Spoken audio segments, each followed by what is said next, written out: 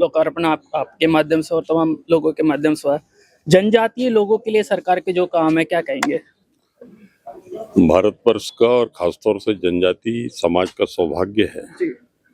कि भारत का नेतृत्व यशस्वी और संवेदनशील प्रधानमंत्री आदरणीय श्री नरेंद्र मोदी जी कर रहे हैं और उनके कुशल प्रेरक नेतृत्व में भारत वर्ष का जो अंतिम सिरे पर जो समाज रह गया है, जो भाई बहन रह गए हैं, उसमें खास तौर से ये 12.5 करोड़ जनजाति समाज भी है।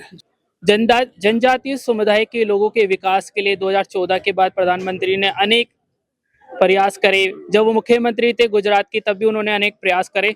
तो प्रधानमंत्री द्वारा जनजाति जो लोग हैं उनके द्वारा जो काम किए गए, उन सब पर आधारित ये पुस्तक है। इस पुस्तक को 2 युवा लेखकों ने लिखा है, सार्थक शुक्ला और राजनंदिनी जी। मेरे साथ माता पिता चिकित्सक रहे हैं, उसके नाते लोग आते थे अपने इलाज के लिए, तो मैं जानती थी उनको, उनका रहन सहन और वो सब, कि वो किस तरीके से अपना जीवन यापन कर रहे हैं। और मोदी जी की बात करेंगे तो ये जो हमारा देश है, मैं उसको अपना घर मानती हूँ और उस घर के मुखिया हैं मोदी जी। द्रौपदी मुर्मू जी का नेतृत्व सबके सामने है, कई मुख्यमंत्री उन्होंने बनाए हैं, तो इस तरह के सबके सामने है कि कैसे अंत्योदय की भावना को, सर्वाइवल ऑफ द वीकेस्ट की भावना को लेकर माननीय प्रधानमंत्री चल रहे हैं। और सबसे बड़ी बात जो हमने उस पुस्तक में भी लिखा है, इंडिक लेंस इंडिक सेंस, उनका सोचने का तरीका भारतीयता का है। इंडिक सेंस है उनके पास, इंडिक लेंस से देखते हैं चीजों को, पाश्चात्य चीजों से देखने की आवश्यकता अपने को नहीं है। जनजातीय गौरव दिवस इसका बहुत बड़ा उदाहरण है। हमने मूल निवासी दिवस जो मनाते हैं अमेरिका से आया हुआ देश, हम क्यों मनाएंगे? मोदी जी ने उसको खराब नहीं कहा, ना उसके बारे में कुछ बोला, लेकिन उन्होंने उससे भी बड़ी लकीर खींची।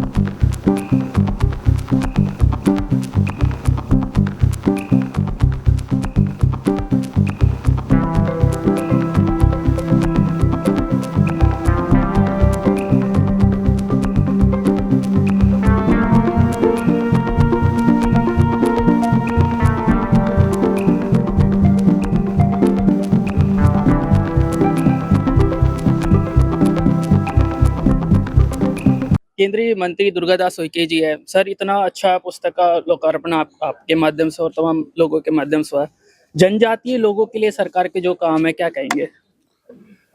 भारत वर्ष का और खासतौर से जनजाति समाज का सौभाग्य है कि भारत का नेतृत्व यशस्वी और संवेदनशील प्रधानमंत्री आदरणीय श्री नरेंद्र मोदी जी कर रहे हैं और उनके कुशल प्रेरक नेतृत्व में भारत वर्ष का जो अंतिम सिरे पर जो समाज रह गया है, जो भाई बहन रह गए हैं, उसमें खास तौर से ये 12.5 करोड़ जनजाति समाज भी है, जिनकी दीर्घावधि तक 1947 के बाद में जिन्होंने देश पर शासन किया, उन्होंने ये पीछे रह गए भाई बहनों की चिंता नहीं की। लेकिन हमारे संवेदनशील, यशस्वी और शुभंकर प्रधानमंत्री आदरणीय श्री नरेंद्र मोदी जी ने देश के सर्वोच्च पद पे हमारी बहन, हमारी समाज की बेटी सौभाग्यवती श्रीमती द्रौपदी मुर्मू जी को देश के राष्ट्रपति के पद पर सुशोभित कराया और वहां से लेकर आज 5 केंद्रीय मंत्री हैं जनजाति समाज के, 3 राज्यपाल हैं और गांव से लेकर जहाँ भी हमारे भाई बहन हैं, उनके सर्वांगीण विकास के लिए हजारों योजनाओं के माध्यम से जनजाति समाज के चेहरे पर और उनके जीवन में खुशियां भरने का काम यशस्वी प्रधानमंत्री जी के कुशल प्रेरक नेतृत्व में हो रहा है और मैं पूरे समाज की ओर से मैं उनका हार्दिक अभिनंदन करता हूं और उनकी ओर से मैं उनको खूब सारी बधाइयां देता हूं। सर, एक और सवाल, जिस तरीके से सरकार ट्राइबल फेस्ट लगाती है, उसके माध्यम से भी जनजातीय लोगों को आगे बढ़ने का मौका मिल रहा है, उसको लेकर क्या बोलेंगे? देखिए, जनजाति समाज का चाहे वो शिक्षा हो, स्वास्थ्य हो, कृषि हो, वन उपज हो, कृषि उत्पाद हो या उनका नैसर्गिक जो जीवन है, उनकी संस्कृति है, जीवन पद्धति है, ज्ञान परंपरा है, उनकी अस्मिता और अस्तित्व के जितने भी महत्वपूर्ण आस्था श्रद्धा के केंद्रों के पुनर्जागरण और पुनर्स्थापन से लेकर सभी क्षेत्रों में आमूलचूल बदलाव हो रहा है और निश्चित रूप से 2047 में यशस्वी प्रधानमंत्री जी ने राष्ट्र के लिए जो सपना देखा है कि दुनिया का ये सर्वश्रेष्ठ राष्ट्र होगा, उसमें जनजाति समाज की भी बहुत बड़ी भूमिका सर होगी। सरकार नक्सलियों के खिलाफ ऑपरेशन चला रही है, उसको लेकर भी कहा जा रहा है कि जो आदिवासी समाज के लोग हैं उनको कुचला जा रहा है, ऐसा कुछ। देखिए, दीर्घावधि तक समाजशास्त्रियों ने जैसा कहा, किसी समाज विशेष को दीर्घावधि तक यदि कोई प्रताड़ित या उनको दबा के रखें जी जी तो अंततोगत्वा एक दिन इसी तरह की क्रांति या आक्रोश बाहर आता है। जी।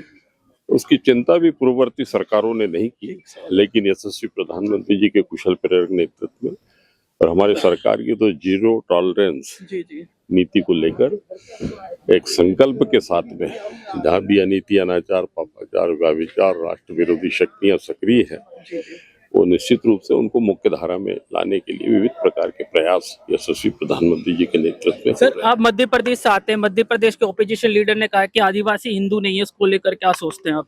जनजाति समाज का रग रग कण कण हिंदू है और जनजाति समाज से सनातन है, इसलिए राष्ट्र विरोधी शक्तियां और जिनको जनजाति समाज की चेतना और उनके आधारभूत ढांचे से जिनका परिचय नहीं है, ऐसे ओथे तोते लोग कि जनजाति समाज हिंदू नहीं है, ऐसे आरोप लगाकर समाज को विकेंद्रित करने का प्रयास कर रहे हैं, जो मैं व्यक्तिगत रूप से उनकी घोर निंदा करता हूँ। सर आदिवासियों पे बहुत अत्याचार हुए हैं, 10,000 मामले लंबित है और भी बहुत सारे सवाल है। आदिवासियों के उत्थान के लिए सरकार ने बहुत कदम उठाए हुए हैं, लेकिन आदिवासी जो हमारा तबका है शुरू से ही दबा कुचला रहा है। इस सरकार ने जरूर कदम उठाए हैं। भगवान बिरसा मुंडा को एक नया नाम दिया, आदिवासी जनजातीय गौरव दिवस के नाम पर भगवान बिरसा मुंडा की जो ख्याति थी उसको जन जन तक पहुंचाने का काम करा। और जो ट्राइबल लीडर्स थे जिनके बारे में हम पढ़ा करते थे और उन ऐसे लोगों को सरकार ने आगे बढ़ाने का काम कराया, आदिवासी समाज के जिनको हम जानते भी नहीं थे, लेकिन सरकार ने उन ऐसे सिलेबस में जो हमारे आदिवासी फ्रीडम फाइटर्स रहे जिनको हम अनसंग हीरो बोल सकते हैं, उन तमाम लोगों को आगे बढ़ाया। मेरे साथ दुर्गादास उइके जी थे, उनसे मैंने काफी सारे मुद्दों पे सवाल जरूर करे, एक दो सवाल मेरे रह गए थे, हम उनसे जरूर बात करने की कोशिश करेंगे नेक्स्ट टाइम। लेकिन जो ये बड़ा कदम जो सरकार का है आदिवासियों के उत्थान के लिए, ये सार्थक कदम है। उससे पहले भी और सरकारें रही, लेकिन जिस तरीके से प्रधानमंत्री नरेंद्र मोदी के कार्यकाल में पिछले 11 सालों से आदिवासियों के उत्थान के लिए जो कदम उठाए जा रहे हैं वो काबिले तारीफ है। आज एक नई पुस्तक का लोकार्पण हुआ है, जनजातीय उत्कर्ष के संवाद वन बंधु नरेंद्र मोदी। इस पुस्तक में प्रधानमंत्री नरेंद्र मोदी और जनजातीय समुदाय जो है भारत में, लगभग 10 करोड़ जनजातीय समुदाय के लोग भारत में रहते हैं। जनजातीय समुदाय के लोगों के विकास के लिए 2014 के बाद प्रधानमंत्री ने अनेक प्रयास करे। जब वो मुख्यमंत्री थे गुजरात की, तब भी उन्होंने अनेक प्रयास करे। तो प्रधानमंत्री द्वारा जनजाति जो लोग हैं उनके द्वारा जो काम किए गए उन सब पर आधारित ये पुस्तक है। इस पुस्तक को 2 युवा लेखकों ने लिखा है, सार्थक शुक्ला और राजनंदिनी जी। मेरे साथ राजनंदिनी जी है। कैसे आप देखते हैं इतना बड़ा किताब? हम कह सकते हैं कि किताब भले ही छोटी है लेकिन ये विषय बहुत व्यापक है। जनजाति समुदाय जो हमारी भारत की जो परंपराएं हैं उसका वो संवाहक रहे हैं और उनका एक वृद्ध इतिहास है। तो उतने बड़े समुदाय को आपने छोटी सी किताब में कैसे संकलित करा, थोड़ा उसके बारे में बताइए। और प्रधानमंत्री जी का जो काम था, जैसे कि हम देखते हैं गुजरात के मुख्यमंत्री के तौर पर और अभी पिछले 11 सालों से प्रधानमंत्री के रूप में, तो उनका जो काम है जनजातीय समुदाय के उत्थान के लिए, उसको कैसे देखते हैं? पहले तो सभी को नमस्कार। मैं चूँकि मैं सोनभद्र की रहने वाली हूँ, तो बचपन से ही मैंने जनजातियों के साथ मेरा मिलना रहा है। माता पिता चिकित्सक रहे हैं, उसके नाते लोग आते थे अपने इलाज के लिए, तो मैं जानती थी उनको, उनका रहन सहन और वो सब, कि वो किस तरीके से अपना जीवन यापन कर रहे हैं। और मोदी जी की बात करेंगे तो ये जो हमारा देश है, मैं उसको अपना घर मानती हूँ और उस घर के मुखिया हैं मोदी जी। तो पहले तक ऐसा हुआ करता था कि एक समुदाय को बहुत इग्नोर किया जाता था, बट जब मुखिया जो होता है घर का, वो हर अपने सदस्य का ध्यान रखता है। मोदी जी ने बिल्कुल वही काम किया। उन्होंने सिर्फ बोला नहीं, उन्होंने योजनाओं की बात नहीं की, उसको इम्प्लीमेंट किया। मैं खुद सोनभद्र की रहने वाली हूँ, मैंने देखा है कि किस तरीके से उनकी सबसे बड़ी बात होती है कि सोच में परिवर्तन। और वो सोच में परिवर्तन मोदी जी ने के आने के बाद आया है जनजातियों में। मतलब हम सब ऐसे सोच सकते हैं कि अब सब एक हैं, हम सब एक हैं, हम कोई अलग नहीं है। और ये सब मोदी जी ने किया है। और ये रही है बात पुस्तक की, तो पुस्तक में मोदी जी ने ऐसा नहीं है कि वो प्रधानमंत्री बने तब उनको सोच में आया कि अच्छा ठीक है, हमको जनजातियों के बारे में काम करना है। नहीं, वो जब प्रचारक हुआ करते थे तब से उन्होंने जनजातियों के बारे में काम किया है, सिर्फ बोला नहीं है। और प्रधानमंत्री बनने तक तो वो कर ही रहे हैं। बस हमने इस पुस्तक में यही लिखने का प्रयास किया है। आमतौर पर जनजातीय समुदाय भारत में हाशिए पे रहा है, बड़े पदों पर जनजातीय समुदाय के लोग नहीं पहुंच पाए, लेकिन हम देखते हैं राष्ट्रपति द्रौपदी मुर्मू और तमाम राज्यपाल, गवर्नर, यहाँ तक कि मुख्यमंत्री भाजपा ने जनजातीय समुदाय से ताल्लुकात रखने वाले लोगों को बनाया है। उसको लेकर आप क्या कहेंगे? उसको लेकर मैं यही कहूँगी कि द्रौपदी मुर्मू जीता जागता एग्जाम्पल है हम सबके सामने। एक तो वो जनजाति हैं, ऊपर से वो महिला है। और हम सब देख रहे हैं कि किस तरीके से उनके नेतृत्व में हमारा देश जो है फल फूल रहा है, एक एक आयाम को छू रहा है। ये सब एक मतलब ये बोलने की ज़रूरत नहीं है, हम सब देख रहे हैं। तो इस पे मैं ऐसे बोल के इस चीज़ को मैं छोटा नहीं करना चाहूँगी। जस्ट वी हैव टू सी कि कैसे एक एक चीज़ों का एग्जाम्पल सेट होता जा रहा है। हम कहाँ हुआ करते थे देश के नाते से, और आज हम कहाँ पर हैं एक देश के नाते से। तो जब बात कर रही जाती है पुस्तकों की, नेशनल मंडेला, महात्मा गांधी और डॉक्टर अंबेडकर, इन तीनों लोगों पर दुनिया में सबसे अधिक पुस्तकें लिखी गई है। वहीं प्रधानमंत्री नरेंद्र मोदी की बात करें तो उनके जीवन पर आधारित, उनके कामों पर आधारित सैकड़ों पुस्तकें मार्केट में हैं।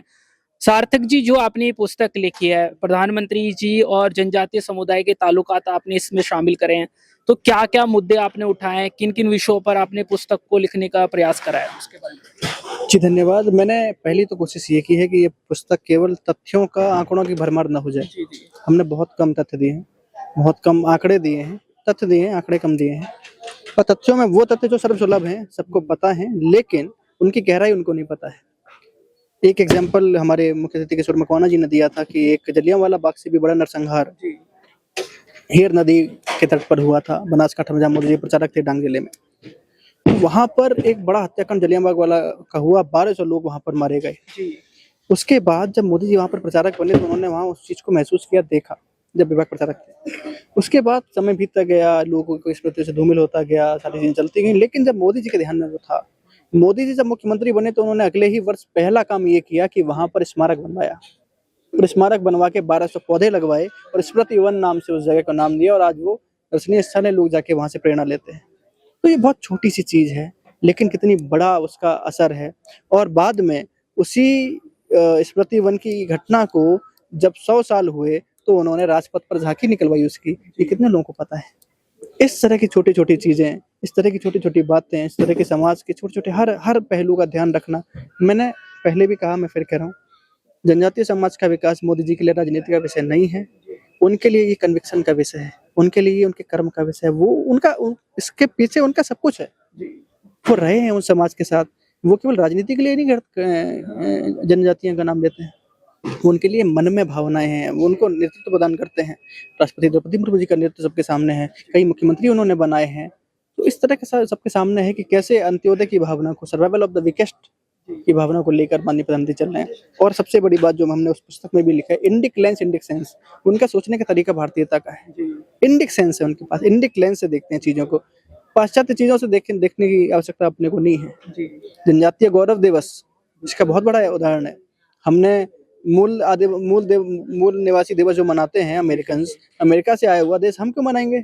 मोदी जी ने उसको खराब नहीं कहा, ना उसके बारे में कुछ बोला, लेकिन उन्होंने उससे भी बड़ी लकीर खींच के जनजातीय गौरव दिवस मनाने का काम देश में शुरू किया। और इस बार जनजातीय गौरव वर्ष हमने मनाया, बिरसा मुंडा जी की 50वीं जयंती के अवसर पर। तो हमने पूरा वर्ष जनजातियों के लिए समर्पित किया है और उसी वर्ष में हमारी पुस्तक आ सकी, इसके लिए हम सौभाग्यशाली हैं। सार्थक जी, एक बात जो सामने आती है वो ये है कि इस सरकार ने जो आदिवासी समाज से ताल्लुकात रखने वाले स्वतंत्रता सेनानियों को प्रमुखता से आगे बढ़ाया है।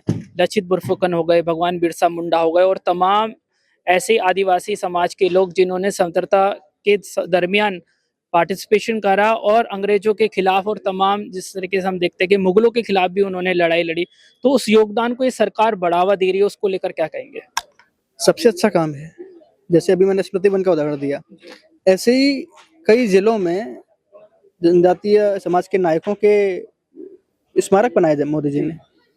ये स्मारक बनाना केवल मूर्तियां खड़ा करना नहीं है, हाँ, स्मारक बनाना उन संग्राम सेनानियों का, उनका असली रूप लोगों तक, अगली पीढ़ी तक पहुंचे। इस पुस्तक को लिखने का हमारा जो आशय है, जो मनोगत है, वो यही है कि हमारी पीढ़ी जो है, हमारी जेन जी जिसको कहते हैं, और जो पीढ़ी है, वो समझें, वो इस गहराई को समझें कि कितना समाज पीछे है या आगे है। क्योंकि जनजातीय समाज को अक्सर कहा जाता है कि पिछड़ा समाज है, हम कहते हैं नहीं, पिछड़ा समाज नहीं है, वो हमसे आगे है। वो जो काम हम 100 साल बाद करेंगे वो अभी से कर रहे हैं। तो अपने को जी। समझना चाहिए कि मुख्य धारा में, हम मुख्य धारा शब्द का प्रयोग करते हैं, मैंने इस किताब में कहीं भी मुख्य धारा शब्द का प्रयोग नहीं किया, क्योंकि मैं मानता हूँ कि उनकी जो धारा है वो मुख्य धारा है, हम पीछे हैं। ये मेरा कहना है। जनजातीय समुदाय का भले ही प्रधानमंत्री विकास कर रहे हैं, सरकार, केंद्र सरकार उनको विकास के लिए बढ़ावा दे रही है, लेकिन एक विषय जो है धर्मांतरण का, जनजातीय समुदाय के लोग लंबे समय से धर्मांतरण का शिकार रहे हैं। ईसाई मिशनरियां उनको शिकार बनाती है, इस्लामिक ऑर्गेनाइजेशन उनको शिकार बनाती है। तो आपको नहीं लगता कि सरकार को धर्मांतरण, खासतौर पर जो जनजातीय इलाकों पर हो रहा है उनको, उसको रोकने के लिए कुछ विशेष अभियान चलाना चाहिए? देखिए, भारतीय संविधान में तो ये कहा गया है किसी भी लालच और आधार पर धर्मांतरण निषेध है। सरकार को केवल संविधान का पालन करा देना चाहिए।